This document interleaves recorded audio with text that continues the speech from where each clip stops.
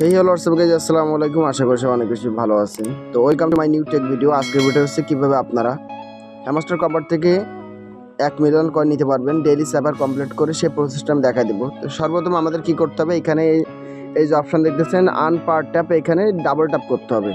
ঠিক আছে, এরকম ডাবল ট্যাপ করবেন।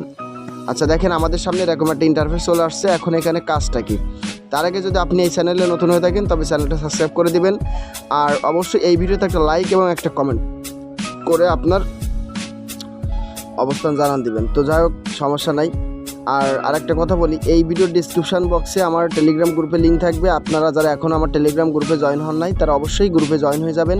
ওইখানে আমি যে কোনো সময় ছোটোখাটো যে কোনো নিত্য নতুন আপডেট আগে ওইখানে দিয়ে থাকি। ঠিক আছে, তো এখন আমাদের আজকে যে চিপার কোড হচ্ছে এয়ারড্রপ। তো ফার্স্ট স্টেপ হলো আমাদের এখানে প্রথমে একটা এরকম ক্লিক করতে হবে, তারপর এরকম চাপ দিয়ে ধরে রাখতে হবে। এ দেখেন একটা কমপ্লিট। 2 নম্বরটা হচ্ছে আই দিতে হবে। আই কীভাবে দিতে হবে, এই যে দুইটা এরকম ক্লিক করতে হবে। তারপরে আমাদের দিতে হবে আর, প্রথমে একটা ক্লিক করতে হবে, তারপর চাপ দিয়ে ধরে রাখতে হবে, তারপরে উঠায় আবার একটা ক্লিক করতে হবে।